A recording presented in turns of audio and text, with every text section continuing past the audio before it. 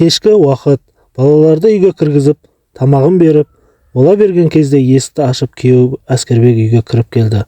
Көңілді сияқты. Бірден, "Қатын, жақсы жаңалығым бар", деді. Айнұр сеніңкіремей.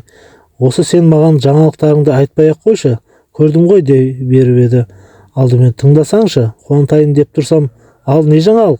Жер сатып алдым бүгін". "Не қарайсың? Жер сатып алдым". "Қандай жер?" "Ей, барлығы аяқ астынан болды. Ана Жандос бар емес пе? Сол ақша керек болып тұр деп жерімді сатамын деді. Мен сатып алдым. Жинаған ақшаны құрттың ба?" "Құрттың ба демесеңші, жер сатып алдым, 6 сотық". "Қайдан?" "Алматыдан". "Жердің түбінен ба? Ол жерге қалай барамыз? Өзің емес пе Алматыға барамын деген? Міне енді баратын болдың. Сондағы салай, қай жерде?" "Енді тура Алматының өзінде емес. Алматыға жақын ауылдар бар ғой. Сол жерден алдым. Бұйыртса мына қорадағы малды сатып, көктемде қозғаламыз. Жұмысты қайтесің? Сені біреу ол жақта күтіп отыр ма? Қорықпасаңшы, бар ғой достар, туысқандар. Басында соларды паналаймыз. Сыған ұқсап жүреміз бе? Осы саған ештеңе жақпайды. Өзің емес пе құлақ миымды жеп біткен, жұрттан қалдық деп. Елдің барлығы көшті, біз отырмыз деп күнде қақсайсың.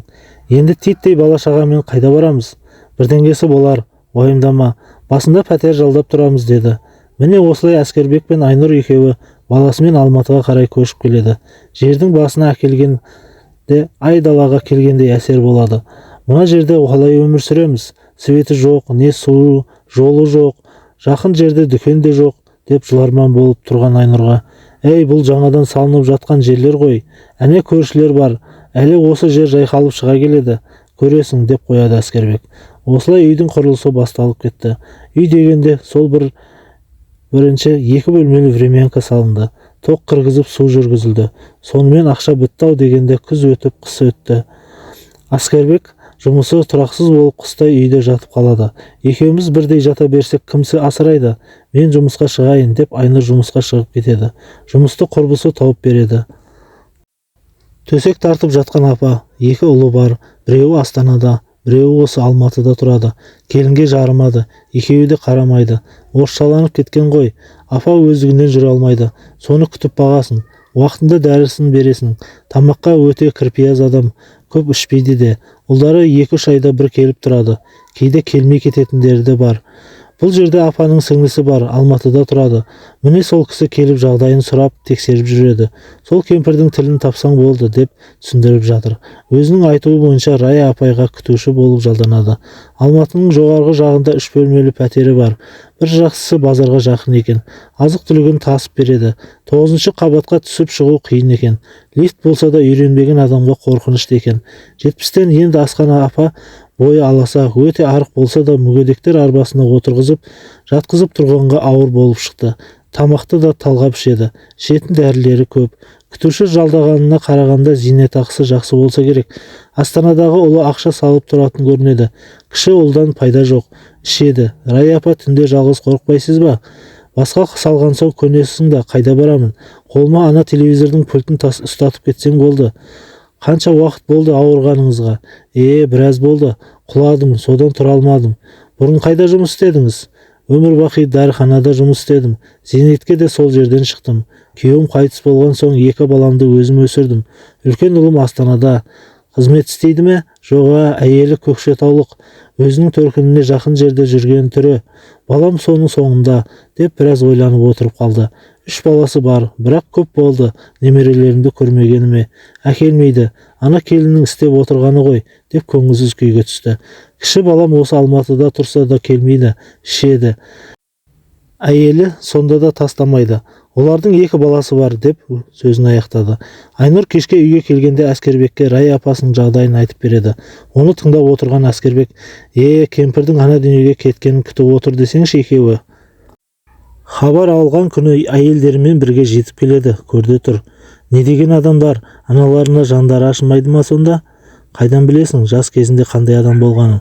Сонда да, құрысыншы біреудің өмірінде не шаруамыз бар, басқа бермесін, бізден аулақ, деп қояды. Көктемге қарай ауылдан арқаланып қайынсіңлісі келеді. Өзі тар 2 бөлменің бір бұрышының орын алып жатып алады. Босқа жатасың ба, жұмыс таппадың, мына 2 балаға қара да деп Әскербек қарындасын отырғызып өзі жұмысқа шығады. Жұмысы осы жолы табысты, жақсы болып шығады. Арасында қосымша табатын ақшасы бар. Соған көңілі марқайып күнде көңілді келеді. Арасында балаларына тәттілерін де әкелетін болған. Үй саламыз деп өлеміз бе? Арасында осылай тойлап тұрайық деп жора жолдастарын да шақыратыны бар. Айнұрдың бір байқағаны қайын сіңлісі жұмысқа шығуға асықпайтын сияқты. Біреуі 4 жаста, біреуі 3 жастағы екі баламен күн ұзақ үйде отыра береді. 20-ға әлі толмаған жас қыздың үйден шықпайтыны таңғалдырады. Арасында өзінің балаларын бақтырып қойғанына ұялатын кездері де болады. Кінәсін жуып шайғандай болып сыйлықтарын жасап тұрады. Әскербек те қарындасына бірдеңелерін беріп жатады. Дегенмен балалы үйдің ұрлығы жатпайды дегендей бір күні үлкен ұлы Мирас «Бүгін мороженое жедік» деді. Келесі күні тағы да «Бүгін розовый мороженое жедік» деді. «Сендер күнде мороженое жейді екенсіңдер. Әсел ма әперіп жүрген?» деп сұрап еді. «Жоқ, Нұртас әпереді» деді. «Нұртасын кім тағы?» «Нұртас, ана жақта тұрады» деп көшенің басына қарай қолын шошаңдатты. «Нұртасты танымаймын. Маған келген кезде көрсет, жарайды ма?» деп еді. Баласы басын шұлғады. Бұл әңгіме ұмытылып кетер ме еді? 2-3 күн өтпестен кешке қарай Мирас сырттан ішке кіріп жатып, «Нұртас келді» деді. Айнұр сыртқа шықты. Үйдің қоршауы жоқ, забор әлі салынбаған. Біраз көршілердің де сондай болғандықтан көшедегі жүріп бара жатқан біраз адамдарды көре аласың. Мирастың көрсеткені жасы 30-дардан асқан, қатын бала-шағасы бар, төмен жақта тұратын еркек. «Мынау ма Нұртас?» десе басын изеп қояды. «Сондерге мороженое әперді ма?» «Иә, әперді». «Неге әперді?» «Әселге де әперді» дегенде Айнұр ойланып қалды. Нұртасы болса үй жағына кетіп барады. Үйге кіріп Әселге қарады. Ол телефонын шұқып отыр. Әңгіме бастауға ыңғайын таппады. Айнұр Рая апайына келген кезде жедел жәрдем тұр екен. Асығып пәтерге кіргенде дәрігер шығып келеді. «Сәлеметсіздер ме? Апаға не болды?» «Қан қысымы көтеріліп кетіпті. Қазір жақсы, ұйықтап қалды. Тұрған кезде тағы байқайсыз ғой» деп шығып кетті. Рая апа тұрған кезде: «Апа, сізге не болды? Маған қоңырау шалмадыңыз ғой. Сені анау қаланың шетінен жүгіретем бе? Мазаламайын дедім. Жедел жәрдем тез келді қайта. Кешке жақсы едіңіз. Түнде ұлым келді, ішіп алған, кетпейді. Біраз мазамды алды. Мен оған керек емеспін. Керек болсам солай сөйлейді ма?» деп жылай бастады. «Апа, жыламаңызшы, қазір тағы ауырып қаласыз». «Жыламаймын, жақсы. Ойласам жүрегім ауырады. Бүгін сіңлім келеді, бағана шақырғанмын» деді. Айтқандай сол күні сіңлісі келді. Апаның сіңлісі өзінен аумайды. Аздап жастау, 4-5 жас айырмашылығы бар. Рая апайға қарағанда жағдайының жақсы екенін түрінен, киінген киімінен көрініп тұр. Нағыз Алматының апасы. Соңғы үлгідегі киініп, тіпті ернін қызыл далап та жағып алған. «Өткенде өзің айтқандай жарнама беріп қойдым. Адамдар келіп жатса екеуміз келіскен бағаны айтасың» деп жатыр. Айнұрды қасына шақырып алып: «Мына пәтерді сататын болдық, жарнама беріп қойдым» дегенде түсінбей қарап тұрған Айнұрға Рая апасы: «Менің де жағдайымды ойламаған ұлдарды қайтемін. Үлкені жасы 50-де, кішісі де өкшесін басып келеді. Өз жағдайларын өздері жасасын. Осы уақытқа дейін менің өлгенімді күтіп отырған ұлдардан қайыр жоқ. Келіндеріңді сөз қылып қайтейін. Өзіңіз қайда барасыз? Мына 3 бөлмені сатып 1 бөлмелі аламын. Үстіндегі ақшаны жұмсаймын. Дәрілерім бар. Сен сияқты күтушілерім бар. Жалақысын беретін. Бір зейнетақым өмірі жеткен емес. Үлкен ұлымның маған ақша салмағанына міне 5 ай болды. Елдің барлығына қарыз болып кеттім. Өлсем көрде тыныш жатайын. Қарыздарымды таратамын» деді де кеше есіктен кірген балам: «Ана қалың қалай, жақсысың ба?» дедің орнына «Әлі жатырсың ба?» дейді.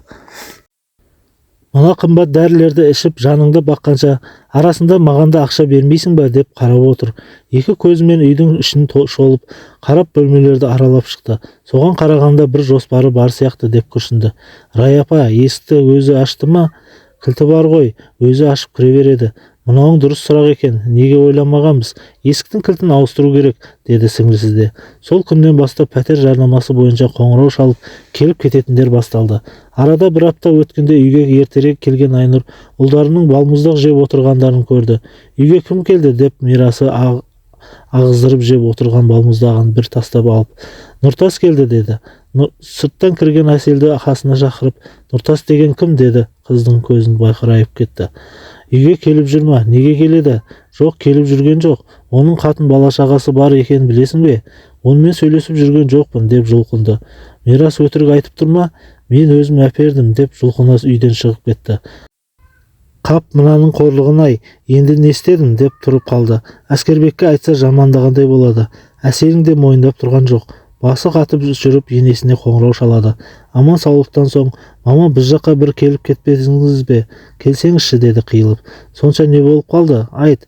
Әскербекке айтсам мінезі білесіз, өзіңіз келгеніңіз дұрыс шығар деп өзінің күдігін айтып еді. Енесі ашып түсті. Жақсы, барамын деді. Енесін шақырғанын күйеуіне де қайын сіңлісіне де айтқан жоқ. Жұмыстан келген Әскербек, биыл стройканы бастамай тұрамыз-ау, қарыз кредиттен біраз құтылып алайық деді. Өзің білесің ғой, шамаға қарап көсілейік. Мына жұмысты ауыстырсам ба деп жүрмін. Мына жұмысың не болды? Бастықпен келіспей қалдым. Бар қара жұмысты маған жүктейді. Сөйтсем қасындағылар өзінің туыстары екен. Үстінен арыз жазамын деп шығып кетемін әкесін деп сөзін аяқтады. Осылай жүре берсең қашан ақша жинайсың? Тұрақты болу керек қой. Енді не, біреуге құл болайын ба? Табылады жұмыс, қорықпа. Кредиттің уақыты келіп қалды. Не ойлағаның бар? Бірдеңкесі болар деп құтылды. Айлықтан айлыққа әрең жеткізетін ақшаны үнемдеп шаршаған Айнұр көңілі түсіп кетті. Көп күттірмей енесі келеді. Арқаланып ауылдың бар базарлығын көтере келген, құртқа тойған немерелері мәз. Апа, сіз босқа жүрмейсіз, не болды? Деді Әскербек. Бірдеңке болу керек па? Келтірмейін дедің бе? Ой, тегі сіз де сөйлейсіз. Сіздің босқа жүрмейтініңізді білген соң сұрап жатырмын. Жарайды, қоймадың ғой. Қызымды алып кетуге келдім дегенде Әсел жалт қарады. Апа, ол бала бағып отыр ғой. Балаңды өзің бақ. Қызым өзіме керек. Мама, мен оқуға түсемін деп дайындалып жүрмін. Үйде дайындаласың. Оқуға түссем бәрібір осында келемін ғой. Келмейсің. Басқа жер құрып қалып па? Келесі күні Әскербек жұмыстан келмей тұрып, үйде өңкей әйелдер отырған. Сөзді Әсел бастады. Мама, мен ешқайда бармаймын. Жеңгем сізге не айтқанын білмеймін. Мен тұрмысқа шығамын. Кімге? Деді екеуі бірден. Нұртасқа. Құдайдан жетсін, есің дұрыс па? Оның қатыны бар ғой. Мені тоқалдық қалады дегенде енесі ашып түсті. Не дейді? Мен сені тоқал болсын деп туған жоқпын. Қатын, не бүлдірдің? Деді бар даусымен айқайлап. Әсел басы төмен салбырап жылап тұр. Мен аяғым ауыр дегенде Айнұрдың есі шықты. Өлтіреді мені, Әскербек өлтіреді мені. Не бүлдірдің? Деді қайын сіңлісіне бұлды айқайлап. Менің өмірім, өзім білемін. Не істесем де дей беріп еді. Шешесі тоқпақтай жөнелді.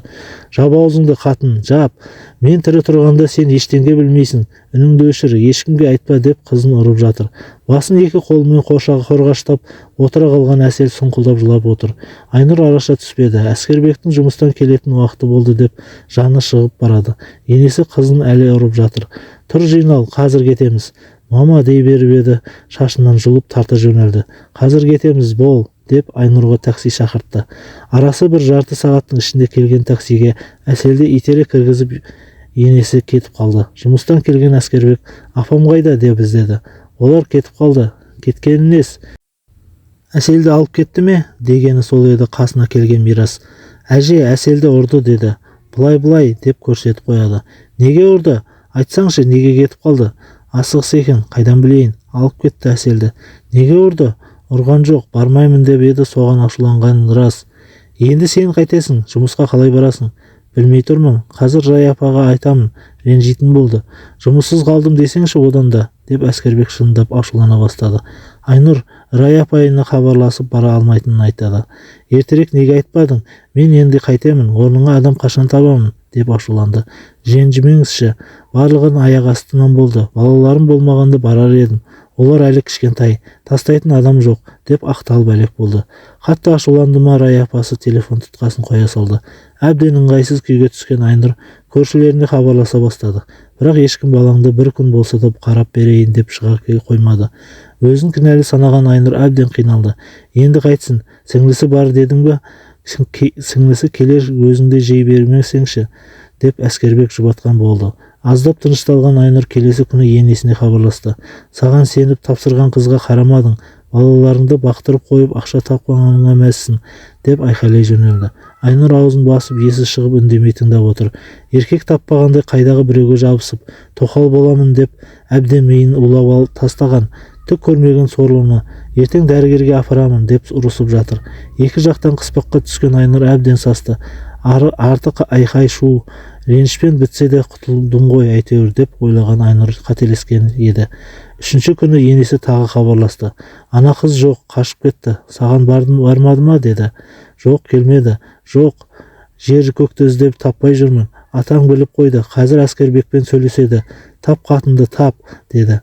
Кешке жұмыстан келген Әскербек есіктен кіргеннен айқайлады. Әкемнің айтқаны рас па? Сен қайда қарап жүрсің? Қайдан білейін, көзге көрсетпей істеп жүрген емес пе? Ей қатын, не деген топассың, көзің соқыр ма? Деп бар даусымен бақырып столы төңкеріп жіберді. Кім ол Нұртас деген? Қайда үйі? Мына төмен жақта газелі бар. Әскербек үйден атып шықты. Артынан Айнұр жүгіріп келеді. Әскербек, тоқташы, өтінемін, тоқташы. Әскербек, ашуыңды басшы, деп қолынан тартып еді, қолын сермеп қалғанда жерге ұзыннан түсті. Тоқтата алмайтынын көрген соң артынан жүгіріп ілесе берді. Демде Нұртастың үйіне жетіп келді. Жаңадан салынып жатқан үйдің шарбағы жоқ. Шатыры жабылып, 2 бөлмесінде отырған отбасында 4 баласы бар екен.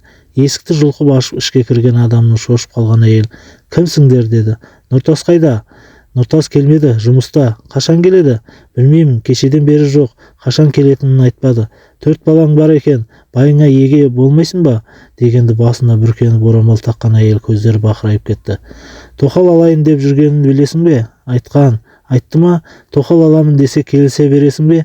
Ол өз еркі, мен тек қолдаймын, деп мұңая қалды. Бұған да оңай түспегені көрініп тұр. Сорлы әйел тағдырына көнген сияқты. Кімді алатынын айтты ма? Жоқ, оны айтпады. Болған тоқалын қайда апарып тұратынын айтпады ма? Жоқ, айтпады. Маған телефон нөмірін бер. Нөмірді ала сала қоңырау шалды. Абонент сөндірулі болып шықты. Басқа нөмірі бар ма? Жоқ, ол нөмірін жиі ауыстырады. Сен қатын 10 тоқал алса да көніп жүре беретін сияқтысың ғой, деп Әскербек үйден сілкініп шықты. Әселге қоңырау шалса да бекер әуре, тұтқаны алмайды. Әскербек бірнеше күн Айнұрға қырғидай тиісіп соңында басылды. Бір күні Әсел өзі жеңгесіне хабарласты. Не бүлдірдің сен? Мына өмірде не көрдің? Жап-жассың. Қайтем енді, алданып қалдым. Қайдасың қазір? Әлі де кеш емес, сені барып алып кетеміз. Жоқ, өз еркіммен келдім, аяғым ауыр. Енді қайда барамын? Намазға жығылдым, деметек. Намаздамын. Сонда хиджаб кидің бе? Иә, өкінбеймін. 4 баласымен әйелін тастап кеткен адам сені де тастап кетеді, ақымақ. Оны уақытында көремін, деп жылап тұрды. Осылай Әсел біреуге тоқал болып кете берді. Менің енді қызым жоқ. Атын атамаңдар, деп жылап енесі қалды. Сол күнден бастап Әскербек Нұртастың үйін аңдумен болды. Күйеуі бірдеңе бүлдіріп қояды ма деп Айнұр шошып жүреді. Уақыт тез өтіп қыс келді. Нұртас Әскербекті аңдып жүргенін білсе керек, үйіне қайтпады. Қатын бала шағасы қараусыз қалды. Айнұрдың енді ол әйелмен 4 баласына жаны аши бастады. Қыстың бар суығында сол үй жақтан келе жатып мұржадан түтін шықпайтынын байқады. Отын көмірлері жоқ шығар деп ойлайын десе, бір шөкім көмір жатыр. Жақынырақ барып қараса, есік алдындағы қары күрелмеген екен. Келесі күндері көршілерден сұрастырау көшіп кеткен деді. Осылай соңғы үміті Әселмен байланысы үзілгендей болды. Енді оны қайдан табады? Бұл күндері енесі күнде қоңырау шалып тұрады. Сондағы сұрайтыны қызы. Хабарласпады ма? Жағдайы қандай екен? Үйге келетін ойы жоқ па екен деп жылап қалады. Енесіне жаны ашып бұл отырады. Ойламаған жерден Рай апасы қоңырау шалады. Айнұр, сен кеткелі жағдайым онша емес. Сенен кейін 2 әйел келді. Біреуі ұры болып шықты. Өзімді тонап бітірді. Екіншісі ішеді екен. Көп сөйлейді. Тыныштық жоқ. Сен маған жұмысқа шыға алмайсың ба деп жалынышты дауыспен сұрайды. Балаларды бағатын адам жоқ. Күйеуіммен сөйлесіп көрейін. Балабақшаға беру керек шығар. Сөйлесші. Сенен бір хабар күтемін деп өтінді. Бұл жаңалықты Әскербекке айтып еді. Балаларды орналастыра алсаң, шыға бер, деді. Қуанып кеткен Айнұр балабақша іздеп кетеді. Бұл ауылда балабақша әзірге жоқ. Көрші ауылдардан қарастырып жүріп жекеменшік біреуін табады. Ақшасы да қолжетімді болып балаларын береді. Өзі жұмысқа шығады. Рай апасы екеуі құшақтасып көріседі. Ой, Айнұр, келгені қандай жақсы болды. Өзіңдей адал жан табу қиын болды кетті ғой. Саған айтатын жаңалығым бар. Сен уақытында келдің. Мына пәтерім сатылып кетті ғой. Жақсы болған екен. Енді сіз қайда барасыз? Сіңлім осы пәтерді бір бөлмеліге ауыстырып берді. Үстіндегі ақшаны да алып алдым. Бұйыртса келесі апта көшеміз. Соған дайындалу керек, деді. Ауыстырған пәтері Алматыдан шет жақтарындағы мөлтек аудандардың бірінен болып шықты. Екі ортада көшу бір аптада уақыт алды. Әбден орналас болған соң ұлдарыма көшкенімді айтпадым. Өздері де мені іздеп келмегендеріне көп болды. Өздерінен көрсін. Бірақ тауып алады ғой деп қояды. Жұмыс мұнымен бітпеген екен. Енді ауруханаға барып тіркелу, қаралу жұмыстары басталды. Рая апамен жүріп байқағаны, апа жас кезінде жақсы жұмыс істеп, елмен жақсы араласқан болып шықты. Сіңлісі де осал емес. Әйтеуір біреуге қоңырау шалып, сөйлесіп шаруаларын демде бітіре қояды. Осындай пысық әйелдің ұлдары қалайша анжық бос болды екен деген сұрақ туындайды. Өзінің де 2 ұлы бар екені есіне түсті. Бір уақыт қартайған шағын елестетіп, ұлдарын ойлады. Оларды жамандыққа қимады. Не болса да бір қыз керек деген ой тағы бір бар. Арада бір айдай уақыт өткенде үйге бір бала келді. Немересі екен. Жасы 18-дер шамасында. Бабуля, как дела деп орысша қазақша аралас бірдеңелерді айтып жатыр. Мама сказала деп бір жайсыз хабар айтқан болды. Рая апаның түрі бұзылып кетті. Бала көп отырмады, кетіп қалды. Рая апа ұзақ уақыт үнсіз жатты. Тек Айнұр кетерді ғана, немерем ғой келген. Балам ауырып ауруханаға түсіп қалыпты. Бауыры цирроз депті. Арақ қой түбіне жеткен. Келген сайын айтушы едім, тыңдамады. Ұзаққа бармайды, үміт жоқ депті. Қайбір мені керек болып іздеді дейсің келін. На похороны деньги нужны деп кетті. Соңғы кезде рет көргенім түрі жаман еді, әбден қарайып кеткен деп байғұс апа жылап отыр. Апа қойыңызшы, жыламаңыз, қазір өзіңіз ауырып қаласыз. Мен енді сізді қалай тастап кетемін деп қиналып кетті. Уайымдама, бара бер, қазір сіңлімді шақырамын деді. Көп уақыт өтпей баласының хабары келеді. Баласының соңғы сапарға шығарып салуға Рая апа сіңлісімен бірге барады. Сол кезде Рая апаның үлкен ұлын көреді. Жасы 50-лер шамасындағы ер адам үйге жалғыз келеді. Соған қарағанда інісінің шығарып салуға өзі ғана келген. Қасында әйелі де, балалары да жоқ. Рая апаны төсегіне жатқызып, қасында біраз отырды. Сағатына қарай берген соң, бір жаққа асығып тұрсың ба деді. Пойызға деді. Келе салып кетесің бе? 1-2 күн қасымда жатсаң болмайды ма? Жұмыстан әрең сұрандым. Похорон болған соң ғана жіберді. Жұмысың құрысын. Неге жалғыз келесің? Балалардың біреуін ала келсең болмайды ма? Бармай қойса қайтемін? Сүйреп әкелмейтін шығармын. Енді мен өлген кезде бірақ келетін шығарсың. Ой, мама, қойыңызшы осы, деп орнынан тұрып кетті. Сол күннен бастап Рая апа біраз уақытқа дейін сөйлемей қойды. Күнде айтатын әңгімесі де жоқ. Бір нүктеге қарап жатып қалады. Арасында күрсінген дауысы шығады. Ауырып қалмаса болды деп Айнұр сіңлісіне хабарлайды. Сіңлісі келсе де қарамай жатып алады. Сіңлісі қасында үнсіз отырып кетеді. Арасында қонып жүреді. Күйзеліске түскен Рая апа 3-ші айда бірақ иесін жинайды. Баламның басына барсам деймін. Апарайын, жүріңіз. Қазір 7 шелпек пісірейін. Кімнен қызғандым, нені қызғандым? 3 бөлмелі пәтерімді сатып әуре болып жүргенімде баламнан айырылып қалдым. Енді қалған баламның тілеуін тілеп отырайын. Сол аман болсын. Соның алдында кетейін. Маған енді бұл өмірде ештеңе керек емес. Ризамын. Енді кетсем де өкінбеймін деп бір кезде ағыл-тегіл жылады. Есі шыққан Айнұр сіңлісін шақырды. Ол келемін дегенше қан қысымы көтеріліп кетіп жедел жәрдем шақырды. Соңында кеш болып шаршап шалдығып үйіне әрең жегенде жетті. Үйіне келсе Әсел отыр. Шошып кетті. Бүркеніп тұмшаланып алған. Бір бұрышта 2 бүктеліп қалған. Диванда Әскербек отыр. Айнұр кіргенде орнынан атып тұрды. Таптым, айттым ғой саған табамын деп. Таптым дейді бар даусымен. Ол сөйлеген сайын 2 баласы шошып стөлдің астына кіріп кетті. Көрдің бе түрін? Шештеймін саған мынаны деп Әселге қарай тарпа басталады. Әсел одан сайын жиырыла түседі. Әсел қалайсың деп Айнұр қайын сіңлісін құшақтап алды. Мамаға айттың ба?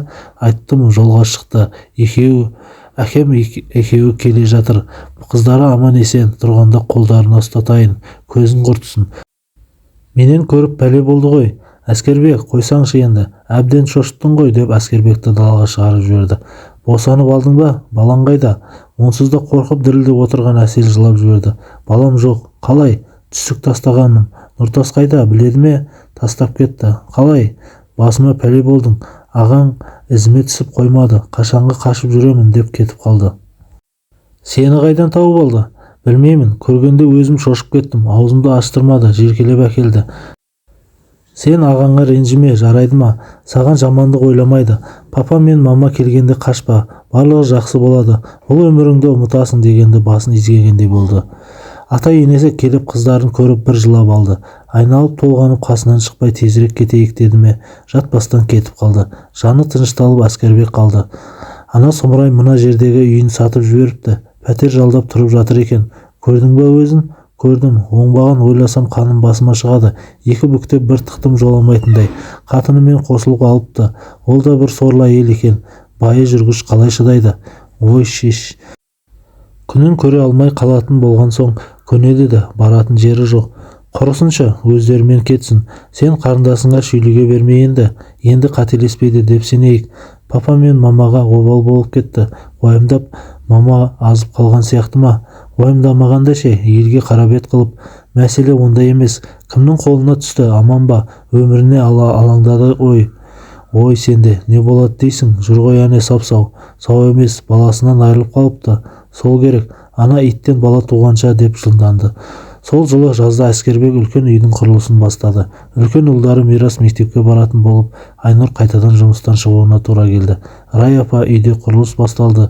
Жұмысшылардың тамағы бар. Балам мектепке барады. Мен енді сізге келе алмаймын. Орныма жақсы адамды өзім тауып беремін. Қайтайын енді. Сенікі де дұрыс қой. Үйлеріңді салып алыңдар. Балаңның да қадамы құтты болсын. Бара ғой деп екеуі осы жолы ренжіспей қоштасты. Хабарсыз кетпе, хабарласып тұрамын, жағдайыңызды біліп отырамын, алаңдамаңыз. Осылай Айнұр жұмыстан шығады. Әуфірімдеп жүріп 3 жылдың ішінде үйлерін салып алады. Әскербек екеуі үшін қуанышты жаңалықтары да бар. Айнұрдың аяғы ауырлап, өз үйге түскенде қыз болып шығады. Есі шыққан Әскербек салып жатқан үйдің бір бөлмесін қызына арнап қызғылт түске абойлап тастайды. Бір күні Рая апайдан хабар келеді. Қоңырау шалған сіңлісі: Рая, сені жақсы көруші еді. Апаңмен қоштасуға келесің ғой деді. Рая апаны баласының қасына апарып жерлейді. Әпкем баласы кеткен соң ақ болмай қалды. Өмірінің соңғы жылы өкінішпен өтті. Баласынан кешірім сұрай берді. Анау отырған Астанадағы келіні де шашы қысқа, сары түске бояп алған толықтау бір әйелді көрсетті. Соңғы 5 жылда бір келіп тұр, оңбаған деп қояды тістеніп. Отырысын көрдің ба? Қонақ болып жайғасып алыпты. Әйтпесе осы үйдің туған келіні ғой. Кіші баласының әйелі келмеген бе? Келді, ол сыртта жүр. Қазір көрсетемін. Мына пәтерді кімге жазып кетті? Осы Алматыда тұратын немересіне жазып кетті. Онда ана астаналық келіннің кедірейіп отырғаны түсінікті болды ғой. Бұл өмірде бәрі жалған. Көріңе дейін дүниеңді алып кетпейсің. Көзіңнің тірісінде қадірің болмаған соң қиын екен деп күрсінді. Рая саған айтты ма, айтпады ма, жас кезінде үлкен қателік жасады ғой деп Айнұрға қарады. Жоқ, жеке өмірін айтқан емес. Жарықтық әпкем жас кезінде сұлу еді, түрінен көрініп тұрды. Жасы 70-тен асса да әдемі апа болатын. Күйеуі Жолдыбай екеуін туысқандарын қосқан. Апамның бір құрбысы апамның артынан қалмай жүріп көндірген ғой. Қызыңды мен келін қыламын, балама әперемін деп жүріп екеуі қосқан. Басында жас болды, түсінбеді. Кейін Жолдыбайдың сүймейтінін түсінеді. Бірақ ол кезде кеш еді, 2 ұлы бар. Сөйтіп жүргенде әпкем жұмысында бір жігітке ессіз ғашық болып қалады. Ғашық болғаны соншалық күйеуімен ажырасып кетеді. Әлгі жігітпен қол ұстасып кетіп қалды емес пе? Жолдыбай ұлдарын бермей алып қалады. Ұлдары анасыз өседі. Раяның бақыты ұзаққа бармады. Сүйіп қосылған жігіті оқымысты біреу болып шығады. Жұмыс бабымен шетелге кетіп, қайта келмей қояды. Қайта екеуінде бала болмай, Рая жалғыз қалады. Арада бір 10 жыл салып, Жолдыбай жұмыс басында жарылыс болып қайтыс болады. Соның қазасынан кейін бірақ Рая 2 ұлын қолына алады. Бірақ ол кезде олардың арасы суып кеткен еді. Мама деп атағанмен бала күндеріндегідей әге еркелеп, аналарына жақын болмайды. Қалған өмірі өкінішпен өтті. Өзінің жіберген қателігін мойындап ұлдарын кінәламайтын, келіндеріне де сөйлемейтін. Өкінішпен өмірі өтті деп көз жасын бір сығып алды. Айнұрдың да жүрегі ауырып, Рая апаға жаны ашыды. Өмірі соншалықты қиын болды деп ойламаппын. Қандай аянышты. Айтпа. Жұмысы жақсы, табысты болды. Өз еңбегімен 3 бөлмелі пәтерге де қол жеткізді. Тек ұлдары өткен өмірін қазбалап бізді тастап кеткенсің деп бетіне басып айта берді. Шешелерін сойламады. Жолдыбай әбден қарсы қойып тастаған ғой. Екеуі үйленіп қызығын да көрген жоқ. Келіндері нашар болып шықты. Ұлдары сыйламаған келіндері қайда барсын? Қартайған шағында қан қысымы көтеріліп құлады. Содан жатып қалды. Жалғыз қалды. Ол өмірі өзінше бір әңгіме деп күрсінді. Бұл әңгімеден кейін Рая апаны Айнұр көпке дейін ұмыта алмай жүрді. бір күні енесі қоңырау шалды. Үйге келіңдер, ақылдасатын шаруа бар деді. Жайшылық па? Шошыма, жақсы жаңалық. Қыз кетейін деп жатыр. Иә, әсел. Құтты болсын, жақсы барамыз. Қайда шығайын деп жатыр. Өзі сияқты бір рет үйленіп ажырасқан екен. Мейлі ғой, бақытын тапса болды. Құдалар келеміз деп жатыр, дайындалу керек деп қуанышын жасыра алмады. Осылай әселді де құтты орнына жіберді. Үйін салып біткен Әскербек те бақытты. Мына көшеге де енді асфальт төсесек болды. Қалай бір кездері көшіп келуге қорқып едің, көңілің орныңа түсті ма? Болады, тәубә, барлығы сенің арқаңда ғой. Енді мына балаларды жақсылап өсірсек болды. Одан артық не керек? Деп Айнұр бар көңілімен ойындағысын айтқан еді.